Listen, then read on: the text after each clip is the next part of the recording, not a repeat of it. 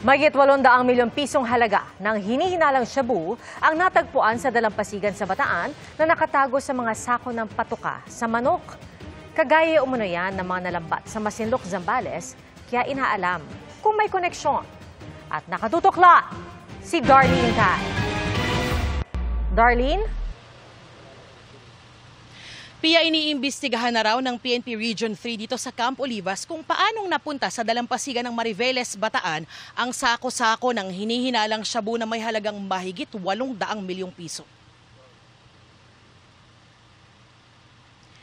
Pasado 1:00 ng hapon kanina nang rumisponde ang mga pulis sa baybay ng Barangay Sisiman, Mariveles, Bataan.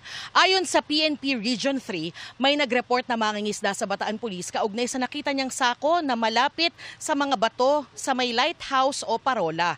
Isa-isang kinuha ng mga pulis ang 6 na puting sako ng patuka sa manok. Pero nang buksan, nakita ang 118 na pakete ng hinihinalang shabu. Nasa 118 kilos ang timbang nito at nagkakahalaga ng mahigit 802 milyon pesos. Kapansin-pansing nakasilid din sa mga pakete ng Chinese tea ang mga hinihinalang droga, kagaya noong mga nalambat ng mga mangingisda sa Masinloc, Zambales.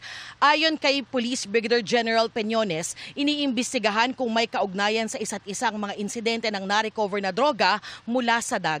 Narito po ang pahayag ng hepe ng PNP Region 3.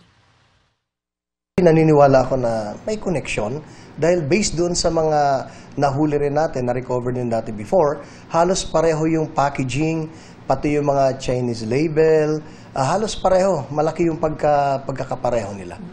Posibleng baka nilagay ito and may kukuhang iba, or baka naman na-recover niya, natakot, or iniwan na lang doon. So lahat na ang gulo, tinitingnan natin ano yung possibility. And lalabas naman yan doon sa investigasyon natin.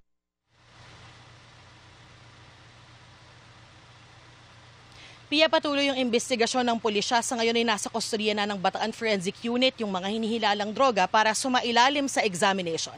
Yan ang latest mula rito sa San Fernando, Pampanga. Balik sa iyo, Pia. Maraming salamat, Darlene Kai.